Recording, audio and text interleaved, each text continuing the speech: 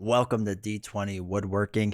And today we'd normally be doing a Reddit reply video, but there's not a lot going on Reddit right now. I think, like I said before, I think everyone's just kind of getting ready um, for the new expansion to come out. There's some general questions and stuff, but it hasn't been too busy. So I thought it'd be fun to kind of just go over some general questions that I have received during my live streams over on twitch.tv/D20 Woodworking or here on YouTube. These are just questions that I get asked a fair amount, so I thought it'd be fun to go through. If you have questions that you wanted to know, feel free to just write them in the comments, and I'll be more than happy to answer them maybe in a future video. So I'm not going to attribute them the questions to certain people because generally they're just asked so much that I don't remember who asked them, but I figure I'll just kind of go over things. So let's start with the first one. One that I get a lot are, what kind of sleeves do you use for Marvel Champions? And everything I use is pretty much Dragon Shield. Oh, it's got green on it, so it's going to be harder to see because of the green screen. Interesting.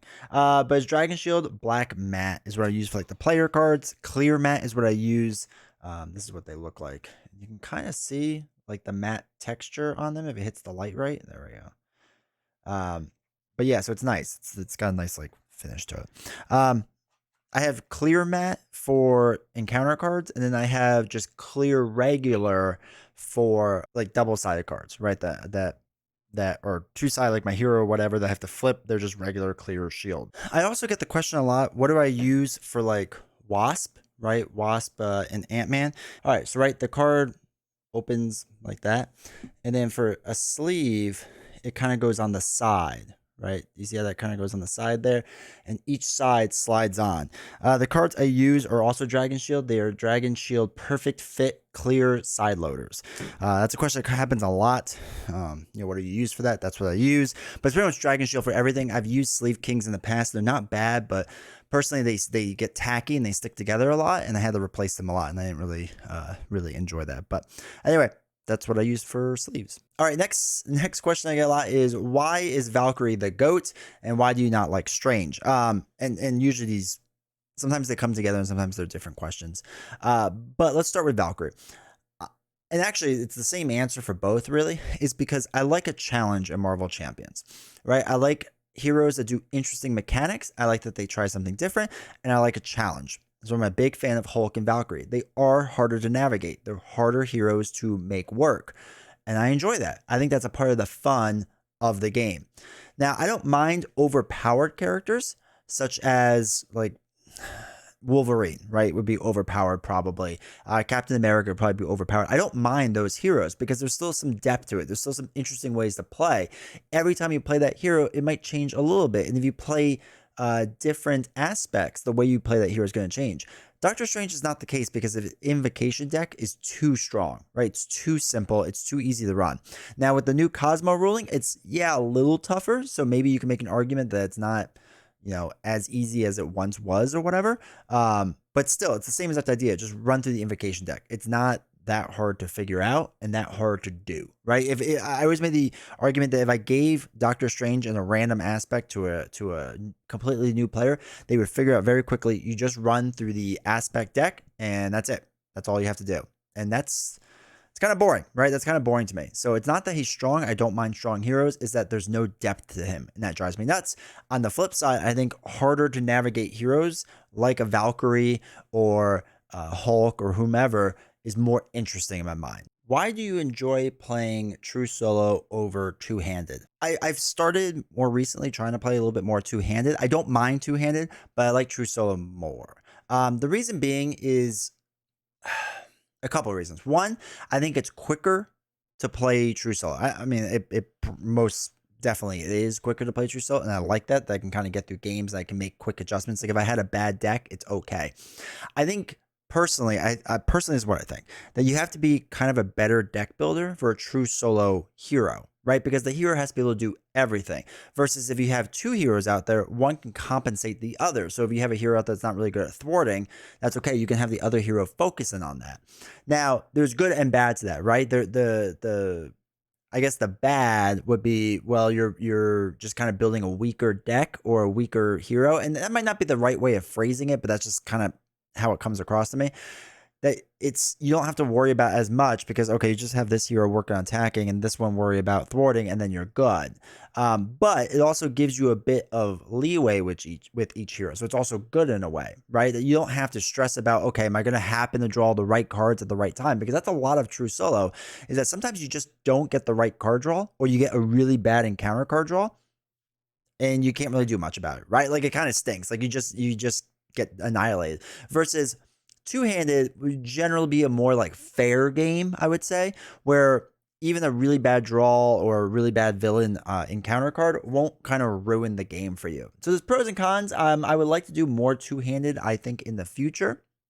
Um, I don't know if I'll do it all the time regularly, but I think I could see it being more of a thing in the future. Are you going to play more Lord of the Rings and or Arkham Horror and or any other game? So for those that really remember the beginnings of this channel, we did a lot of Lord of the Rings on here, and we did a bit of Arkham Horror. And Marvel Champions was something I didn't focus on as much because I really like Lord of the Rings. And the thing is, I do want to stream more Lord of the Rings. And my problem with Lord of the Rings streaming, and if you watch the really old videos, you can see this, is that for me personally, I think Lord of the Rings takes up so much of my mental bandwidth that I have a hard time paying attention to chat and stream and doing well in the scenario. Right. So like that is kind of rough for me. And I always feel like I'm taking away from chat a bit. Now, to be fair, chat kind of has grown to the point where you all kind of talk to each other now and you don't need me as much as maybe you did before.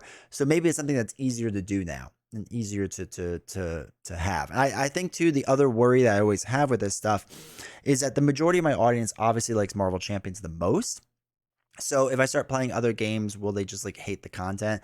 And I don't, not that I 100% care about that, but I do care a little bit because I want you all to have content that you enjoy engaging with, right? Like I don't want to just give you random content that you really don't want, especially in the live streams.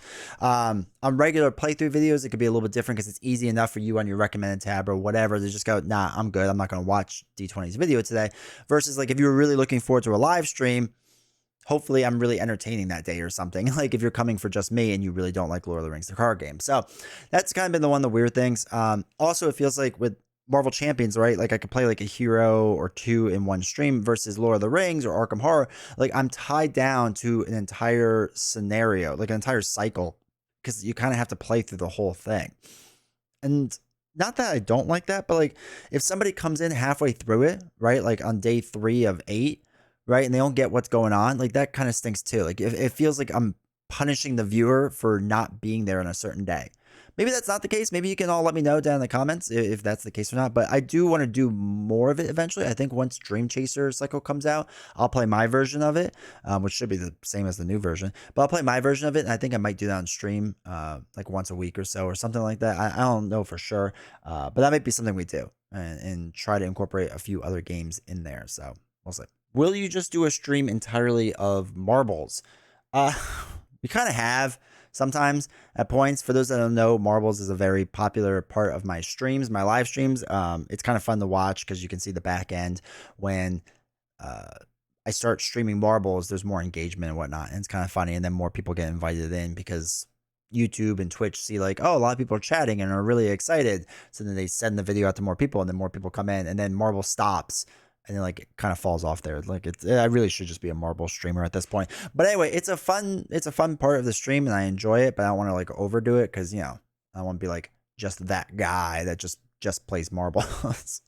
Will you do another 12-hour stream? So I have some thoughts. I do want to do another long stream. I really want to do a 24-hour stream at some point. I don't know what that looks like yet. And I don't know how to make that work, right? Like I want to have certain requirements as like a community, we do it together, but not be monetary tied. I want to be like subscriber tied. So I'm toying with the idea if we hit like 5K subs this year, I'll do it on YouTube. So it's like, just hit the free sub button. But maybe also like a certain amount of followers on Twitch. I don't know. I've toyed with the idea. I'm also trying to get the video game channel, which by the way, if you're not a part of, you should be a part of it if you like Zelda, because that's what we're doing a lot of right now. But I also want to like grow that channel as well, and I don't know how to incorporate that, if it even makes sense to incorporate that. So I don't know. I'm kind of toying around with the idea, but I do want to do another long stream, even though some of my live streams recently I mean, they're pushing like 4 to 5 hours, like sometimes. Well, I guess there's a couple like high threes in there, but still, like there's some long ones in there, which has been a bit more than I thought it would be. But I enjoy doing that. I only do 2 live streams right now, and I think being able to just live stream twice but do much longer live streams is better than like a bunch of short ones throughout the week. I don't know. Maybe I'm wrong, but that's just kind of where I'm at with that right now. Do you enjoy streaming on YouTube or Twitch more? I understand that a lot of people that watch live streams on Twitch really like Twitch as a platform, right? It's very, very instantaneous. There's a lot of interaction that can be done with channel points and all that fun stuff. Um, a lot of people like the platform. They like how it works. Fair enough. On the back end, YouTube's a little rough. I'll be honest. There's not as much data that I would like, and the live stream stuff, the information I get isn't always great, and sometimes the feed isn't always good, and it's kind of like rough. That being said, Twitch actively just does not seem to like its content creators and does what it can to make sure that we don't get paid. It's a whole big drama thing right now happening on Twitch. It's kind of frustrating and annoying, and I want to continue streaming on both, and honestly, I'm probably going to try streaming on other platforms at the same time as well, because I want to give everyone as many options as possible. Like, Kick is an up and coming thing. It's got its problems, sure, but they're working on it, and I think it's a viable option. So I think I'm silly not to stream on platforms like that, because maybe that's something that people are comfortable with, where they want to be a part of that platform versus a Twitch or a YouTube. I don't know. I'm always for trying to give the audience as many options as possible. So as of now, that's what we'll keep doing until somebody gets mad at me and makes me stop, and then we'll figure it out from there. But that's the rough idea right now. So as far as what I enjoy streaming on, it could be whatever. It doesn't really matter to me. Obviously, the larger audience is on YouTube, but Twitch has a more engaged audience, right? People that come on the Twitch and watch my streams watch for a very long time versus YouTube, it's much shorter times. So it's kind of a give or take thing. It's whatever. It doesn't really matter to me. It's more about what you all want. All right, and this is I'll do one last one. There's more. I just made a Word doc list, but I'll just do this one last, and maybe we'll do this again sometime. Like I said, if you have any other questions, leave them down in the comments. What are your suggestions for becoming a streamer or content creator in the Marvel Champions space? So first off, let me say this, that I think if you are interested in becoming a content creator, you should do it. You should, if you're interested in becoming a streamer, a YouTuber, whatever it is that you think you're interested in, you should just do it. I think more creators in this space makes the space better. It gives people more options, and it raises the level of content creation for you, the viewer, to enjoy. And I think that's inherently a good thing. If it was just me streaming and that's it, that was your only option to watch, like I would never try to improve the stream or think of new different ideas, such as like speed running Marvel Champions, or what else have we done that I can't even remember. But basically doing different challenges, right? Like I would not do those things if there wasn't like quote unquote competition out there. And like, even though like I have competition with other streamers and whatever, like I consider them all peers and not enemies. So anyway, long story short, you should do it. Like if it interests you, you should do it. If you want advice, I'm more than happy to always give advice to a content creator. You should join the Discord, our Discord that I have with Nelson. The link is down below in the description. But join there, and then you can just message me on it, or message Nelson on it, or message the Discord. Like there's a bunch of content creators on there, and like people are more than happy to help you. I'm more than happy to help any way I can.